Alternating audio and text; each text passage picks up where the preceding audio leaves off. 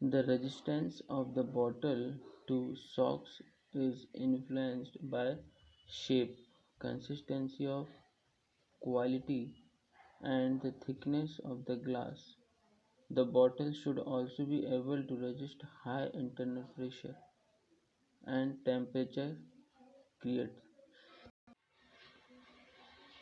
The bottle should also be able to resist the high internal pressure and temperature created during the bottle sterilization. स्टलाइजेशन की process में क्या होता है, temperature होता है जो कि 100 डिग्री सेंटीग्रेड के अबव होता है। जब स्टलाइजेशन करते हैं, टेम्परेचर बढ़ाते हैं, तो क्या होता है, उसके अंदर जो भी मटेरियल होता है वो वेपर फॉर्म में चेंज होता है, थोड़ी ना थोड़ी वेपर बनती है जो अंदर प्रेशर बढ़ा देता है। इसके कारण क्या होता है, वियर एंड टियर होने का खतरा होता है।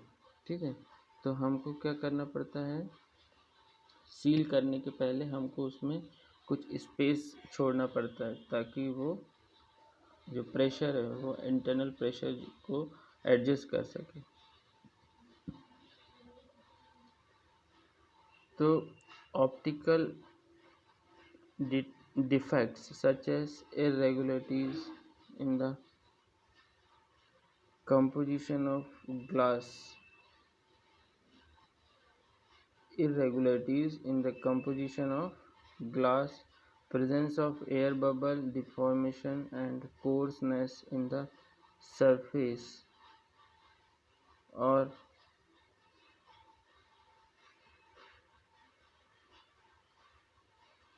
extra extraneous matter in the glass also decrease the resistance to mechanical and thermal shocks.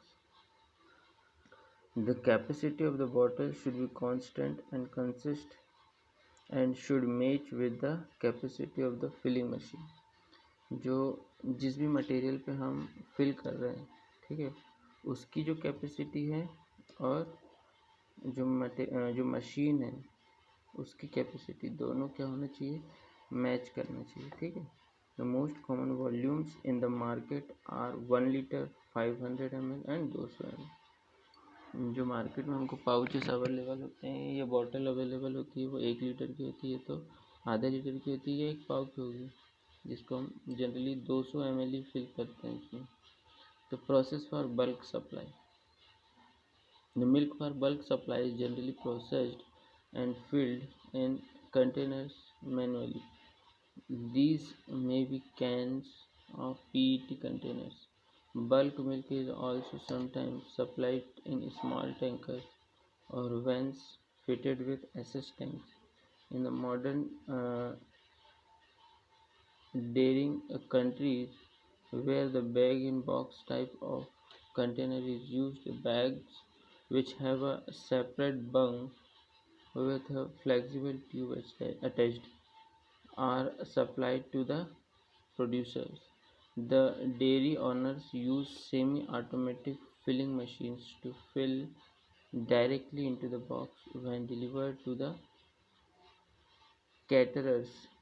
The filled box fits into a custom built refrigeration unit with a pre-fitted simple on-off tap. The tube on the bag is fed around the tap and cut off to open the bag and permit the product to be dispensed. तो ये हो गया हमारा bulk supply की process of long life milk. तो ये सब पढ़ने का है, आप लोग उसको पढ़ लेना। अब हम देखते हैं machinery involve in packaging fluid milk. Machinery for single use packaging, machinery for multiple use packaging। ठीक है, तो machinery for single use packaging, the machinery for single use packaging involves a pouch filling machine consider besides the normal milk handling equipments that are necessary. The available machines normally pack 1 liter, 500 ml and 200 ml capacity pouch. The packaging material coming out of a roll is suitably sterilized before it is shaped into a chute and sealed vertically to form a pipe. It is then sealed horizontally, and a preset quantity of milk is filled from an overhead tank. The pouch is then again sealed horizontally to contain the milk before being cut and stacked manually into crates, and crates are stored in the cold room till marketing. ठीक है, तो जो machinery है जिससे हम milk fluid जो fluid के form में मिल्क होता है उसकी पैकेजिंग करते हैं, अब वो कौन से होते हैं? या तो सिंगल यूज़ पैकेजिंग होते हैं या multiple use packaging. Single use packaging में हमने भी जो देखा था पाउच का यूज़ करते हैं, पॉलीथीन पाउचेस की फिलिंग करते हैं, ठीक है। अब देखते हैं machinery for multiple use packaging, जिसमें हम बॉटल का यूज़ करते हैं, बीइंग रीयूजेबल और return to the dairy every morning and evening after the market supply, and are washed and sliced in bottle washers before filling। जो multiple use मतलब हम उसको बार बार रिसाइकल कर सकते हैं उस पैकेजिंग मटेरियल की, जैसे कि ग्लास हो गया, बॉटल है ना, उसको हम स्लाइस कर सकते हैं, वॉश कर सकते हैं और उसको फिर से रिफिलिंग कर सकते हैं। The most common among bottles being glass, we shall be discussed here the process dealing with glass bottle washing and filling only. The bottle washing operation takes care of pre-rinsing, washing, rinsing and sanitizing the bottle. The clean bottles are then passed onto the filling machine where they are filled to preset volumes before capping, creating cold storage and distribution। Machinery for bulk supply. Machinery for bulk supply में हम पढ़ेंगे bulk supply to hotel, जैसे कि hotel हो गया, cafe हो गया, hospitals हो गए या अदर इंस्टीट्यूशंस हो गया। यहाँ पे हम जब सप्लाई करते हैं तो हम थोड़ी नहीं बल्क क्वांटिटी में करना पड़ता है, ठीक है। ये generally done in cans in India, can में हम जनरली यहाँ पे सप्लाई करते हैं। These are filled manually and therefore the process does not require to elaborate machinery that is needed for a retail packaging of milk. They can be filled directly from the outer point of the pasteurizer or from a holding tank provided after the pasteurization equipment. Pasteurising equipment मतलब हम direct pasteurise करें और उसको tank में भरें, जो बड़े बड़े टैंक होते हैं, कहाँ के लिए? होटलों के लिए। एक कैन में भरें हम उसको, कैन ये कैफ़े में जो जाता है उसको सीधे हम कैन में भरते हैं, बड़ी कैन होती है ना। तो वो पाश्चराइजिंग या पाश्चराइजर यूनिट जो है वहाँ से सीधे हम उस कैन में डाल लेते हैं, ठीक है। ये होल्डिंग टैंक है, वहाँ से हम सीधे उसको कैन में भर लेते हैं बल्क सप्लाई के लिए। Machinery for long life milk. The machinery needed for filling and packaging long life milk is very expensive. जब हमको लंबे समय तक स्टोर करके रखना है तब उसकी जो मशीन्स होती है वो कैसे होती है? एक्सपेंसिव होती है। जैसे अल्ट्रा हाई UHT प्रोसेसिंग कहते हैं जिसको, ultra high temperature processing and packaging of milk are employed to increase its shelf life, जिससे उसकी सेल्फ लाइफ बढ़ जाती है। अल्ट्रा हाई टेम्परेचर ये कितने डिग्री सेंटीग्रेड पर होता है? ये 120 या 130 डिग्री सेंटीग्रेड पर या उसके अबव होता है, ठीक है। स्टरलाइजेशन 100 डिग्री सेंटीग्रेड के अबव होता है और अल्ट्रा हाई टेम्परेचर प्रोसेसिंग होती है जो 120 या 130 डिग्री के अबव होता है। Packaging in single service pouches, ठीक है। तो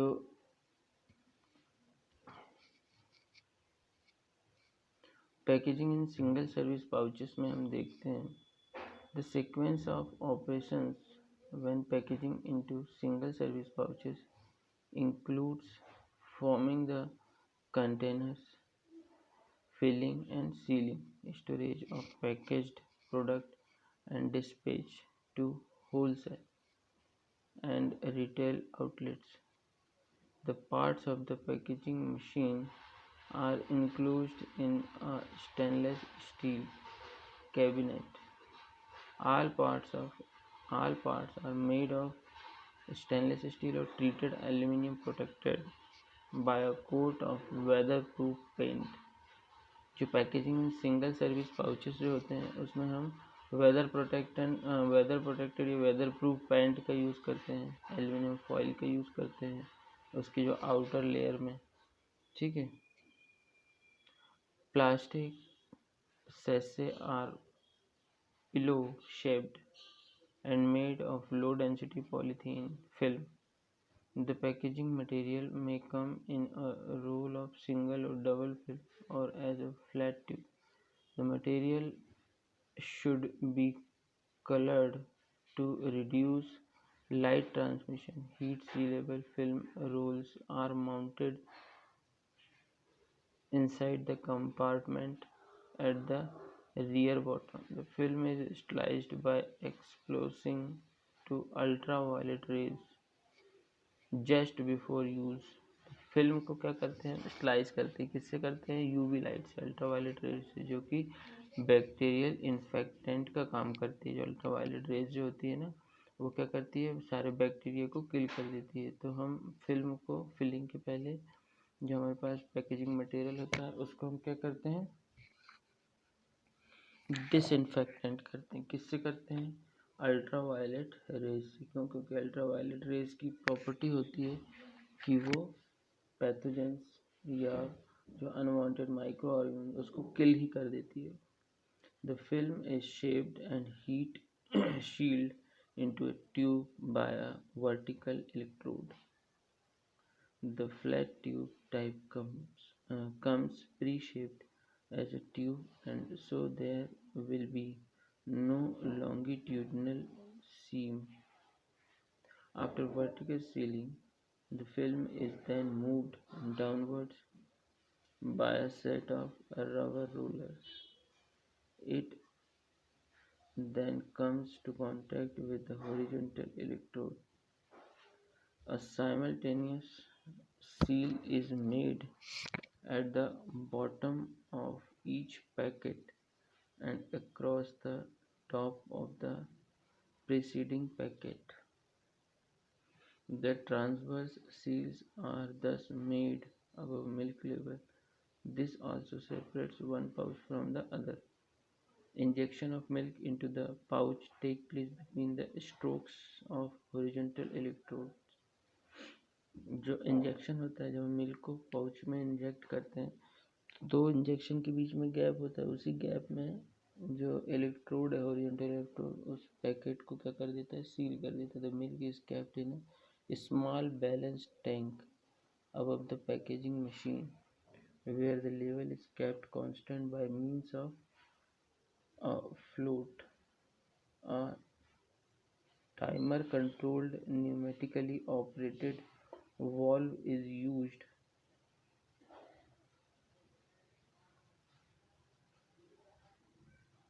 to dispense constant quantity of milk. जो कांस्टेंट क्वांटिटी ऑफ मिल्क की हमें चाहिए हर पाउच में, उसके लिए हम क्या करते हैं, टाइमर सेट करते हैं। Timer controlled pneumatically operated valve होता है जो कि एक पर्टिकुलर वेट का मिल्क जब नोजल से बाहर आता है उसके बाद में वो ऑटोमेटिक क्या हो जाता है, बंद हो जाता है। ठीक है। हमें पता है कि पर सेकेंड उस नोजल से 1 सेकेंड में कितना मिल्क बाहर आता है। तो जैसे 1 सेकेंड में कितना मिल्क बाहर आया, मान लो 10 ग्राम बाहर आया, तो हम पता कर सकते हैं कि आधा लीटर जो मिल्क है वो कितने सेकंड में आएगा या कितने मिनट में आएगा। तो उसका कैलकुलेशन करके उसको हम सेट कर देते हैं, ठीक है, टाइमर को। तो उस टाइम पीरियड के बाद वो वॉल्व का नोजल अपने आप बंद हो जाता है। The heat generated by both the sealing valves is removed by circulating soft water. After the packaging operation, the machine should be washed and cleaned. A general set of instructions for washing is given below. ठीक है। Bring the machine to manual operation. Switch off the horizontal seal and liquid injection system. Empty the pouch from the balance tank into a can. Flush the balance tank with water and drain. जो हमारी filling machine है उसको साफ करने के लिए instruction है, ठीक है, तो ये आप लोग पढ़ लीजिए. The following is the daily maintenance schedule of a pouch filling machine. ये डेली मेंटेनेंस शेड्यूल है कुछ, इसको भी आप लोग पढ़ लीजिएगा. Thank you students.